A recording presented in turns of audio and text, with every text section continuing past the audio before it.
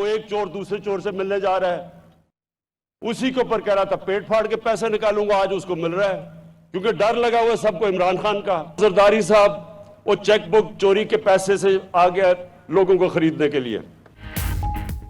सब चोरों को जल्दी है कि किसी तरह मुझे फारिग कर दें। आसिफ अली जरदारी चोरी की चेक बुक लेकर सियासतदानों को खरीदने आ गया। वजीर आजम इमरान खान का फैसलाबाद में हेल्थ कार्ड तकसीम करने के बाद खिताब, बोले उनके डर से ही पेट फाड़ने का कहने वाले आज पेट मिला रहे हैं।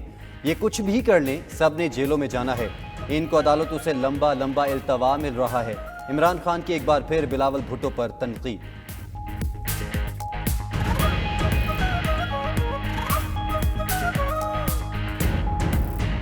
13.5 साल हो गए, उर्दू भी नहीं सही तरह बोलनी आती, बारिश होता तो पानी आता है। नून लीग ने इमरान खान की तकरीर अदम एतमाद की तहरीक की कामयाबी का ऐलान करार दे दी। तर्जुमान मरीम औरंगजेब का कहना है, इमरान खान के घबराने और अवाम के सुकून के दिन करीब आ गए। आपके घर की करप्शन के अमालनामे जल्द अवाम के सामने आएंगे, बस अब आपने घबराना नहीं।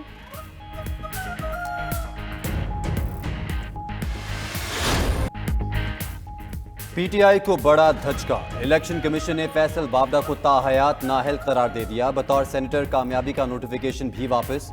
दोहरी शहरियत केस के फैसले में कहा गया कि फैसल बावडा ने कागजात नामजदगी के साथ झूठा हल्फनामा जमा करवाया।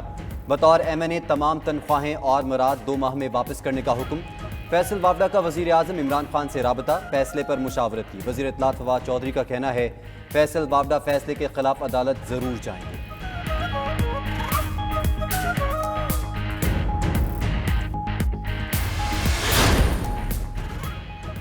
पीटीआई की एक और विकेट गिर गए, टीम पीपल्स पार्टी को मुबारक हो। बिलावल भुट्टो जरदारी का ट्वीट। फैसल बावडा के खिलाफ दरख्वास्त गुजार कादिर मंदुखेल बोले, फैसला पीपल्स पार्टी की जीत है। हमारा काफिला जब इस्लामाबाद पहुंचेगा तो ये कठपुतली हुकूमत भी गिर जाएगी।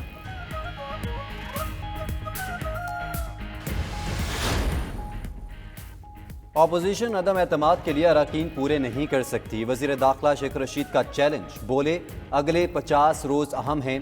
पीडीएम 23 मार्च को भी आती नजर नहीं आ रही। इन सब की सियासत मुख्तलिफ है।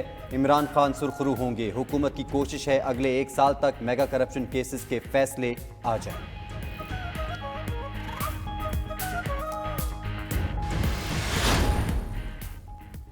वज़ीर आज़म इमरान खान का जाना ठहर चुका है। धावा बोलना है या नहीं, जल्द फैसला हो जाएगा। ख्वाजा साद रफ़ी कहते हैं, तहरीक अदम एतमाद के हवाले से संजीदगी से सोच रहे हैं। काफ लीग से इत्तेहाद पर सवाल के जवाब में कहा, कुछ दोस्त जल्द ही बात कर देते हैं। अच्छी बात है कि सब इकट्ठे हो रहे हैं।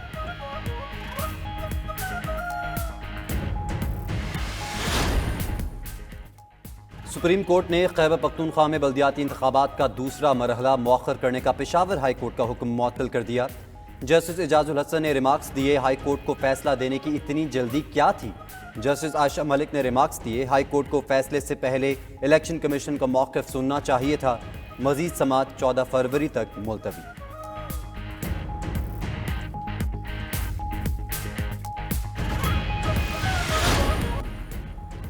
एशियन डेवलपमेंट बैंक ने पाकिस्तान के तालीमी निज़ाम पर सवालात उठा दिए। बजट का नाक़िस इस्तेमाल होने का इंकशाफ, तालीमी निज़ाम में बुनियादी तब्दीलियों की सिफारिश। एडीबी की रिपोर्ट में कहा गया कि तालीमी इदारे बढ़ गए लेकिन मयारी तालीम तक रसाई नहीं। निसाब में तब्दीली के साथ साथ तालीमी माहौल को नए सिरे से तरतीब देना होगा।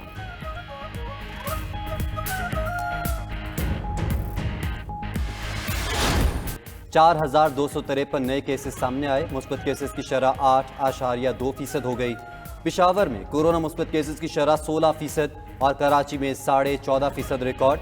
लाहौर में 11 और फैसलाबाद में 9.7% केसेस मुस्बत रहे।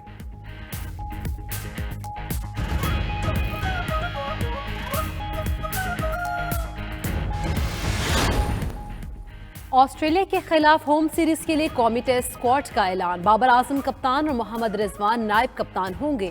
16 रुकनी स्क्वाड में अब्दुल्ला शफीक, अजहर अली, इमाम उल हक, फवाद आलम, शान मसूद और सऊद शकील शामिल। शाहीन चाफरीदी, हसन अली, फहीम अशरफ, हारिस रऊफ, मोहम्मद नवाज, नुमान अली, साजिद खान और जाहिद महमूद भी स्क्वाड का हिस्सा है। 5 ریزرو کھلاڑیوں میں کامران غلام، محمد عباس، نسیم شاہ، سرفراز احمد اور یاسر شاہ کو رکھا گیا۔ ثقلین مشتاق مزید 12 ماہ کے لیے قومی ٹیم کے ہیڈ کوچ مقرر۔ محمد یوسف بیٹنگ کوچ اور سابق آسٹریلوی کرکٹر شان ٹیڈ فاسٹ بالر بالنگ کوچ مقرر ہوں گے۔ اور پاکستان سپر لیگ کا میلہ کل سے لاہور میں سجے گا۔ ملتان اور پشاور کی ٹیمیں شام 7:30 بجے آمنے سامنے ہوں گی۔ سیکیورٹی پلان پر عمل درآمد شروع، 8,000 سے زائد پولیس اہلکار تعینات، سرچ اینڈ سویپ آپریشنز کیے گئے۔ ٹریفک پولیس کی شہریوں سے ٹیمز کی روانگی کے اوقات میں کینال روڈ پر جانے سے گریز کرنے کی درخواست۔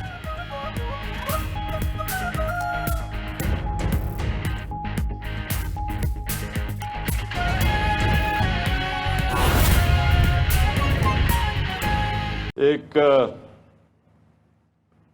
پارٹی کا لیڈر ہے، 13.5 سال ہو گئے، اردو بھی نہیں صحیح طرح بولنی آتی، بارش ہوتا ہے تو پانی آتا ہے، تو وہ کہتا ہے کہ ہم پیسے نہیں خرچ کریں گے ہیلتھ انشورنس پہ، ہم ہسپتالوں پہ پیسے خرچ کریں گے۔ تو مجھے یہ بتائیں کہ 13.5 سال سے روکا کس سے آپ کو؟ ذرا سندھ کے ہسپتالوں کا تو حال دیکھیں، جا کے دیکھیں تو صحیح، بیچارے سندھ کے لوگوں کے اوپر کیا گزر رہی ہے۔ آپ ابھی بارش آتی ہے تو پانی آتا ہے، آپ کو پتہ ہے کہ لوگوں کی حالات کیا ہے؟ آپ کبھی گاؤں میں گئے ہیں لوگوں کے؟ پوچھا لوگوں اس کے اوپر کیا گزرتی ہے؟ اور وہ زرداری صاحب وہ چیک بک چوری کے پیسے سے آ گیا لوگوں کو خریدنے کے لیے، کبھی کسی کو پولیٹیشین کو خریدتا ہے، کبھی کسی کو خریدتا ہے۔ دیکھیں، میں اپنے پاکستانیوں کو آج یہ کہنا چاہتا ہوں، میں صرف پالیٹکس میں اس لیے آیا تھا کہ یہ جو 2 چور، یہ بڑے بڑے ڈاکو جو لوٹ رہے تھے، میں نے 25 سال پہلے جہاد ان کے خلاف شروع کی تھی۔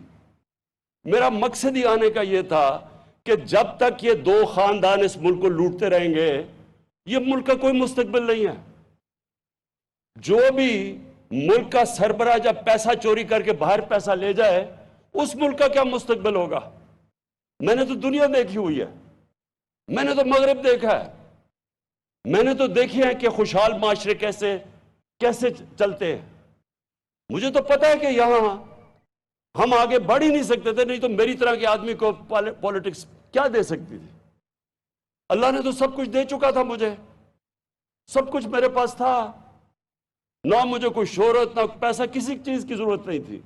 میں تو ان کا مقابلہ کرنے کے لیے آیا تھا۔ اور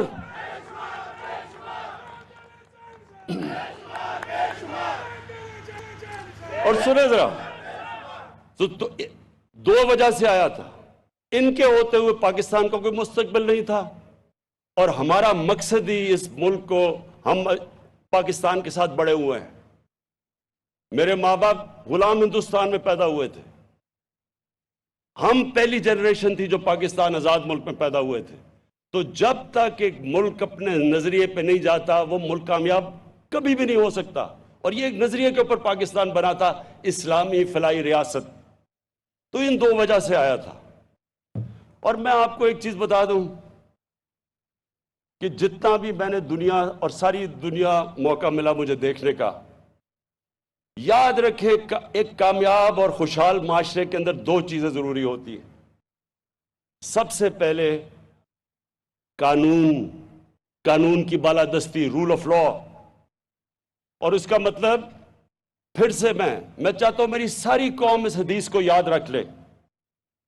ہمارے نبی صلی اللہ علیہ وسلم نے کہا تھا کہ تمہارے سے پہلے بڑی قومیں تباہ ہوئیں۔ کیوں؟ جب بڑا چور چوری کرتا تھا اس کو سزا نہیں ملتی تھی، صرف غریب چور کو سزا ملتی تھی۔ اور دوسری چیز جو قرآن کی آیت ہے، امر بالمعروف، تم سب سے عظیم قوم میں نے پیدا کی ہے دنیا کی امامت کے لیے، کیونکہ تم اچھائی کے ساتھ کھڑے ہوتے ہو اور بدی کو ختم کرتے ہو، برائی کو دباتے ہو۔ یہ 2 چیزوں کے اوپر مدینہ کی ریاست کی فاؤنڈیشن تھی، اور اس کے بعد فلاحی ریاست تھی۔ اس پہ کھڑی ہوئی تھی مدینہ کی ریاست۔ اور آج آپ نے اگر دیکھنا ہے، کیونکہ ہمارے نبی رحمت للعالمین تھے، सब इंसानों के लिए रहमत बन के आए थे। जो इंसानी माशरा उनकी सुन्नत पे चलेगा, अल्लाह ने उसको उठा देना है। ये जरूरी, अगर ये ना होता तो आज मुसलमान, हम आज खुशहाल होते, और जो मुसलमान नहीं है उनके हालात बुरे होते हैं।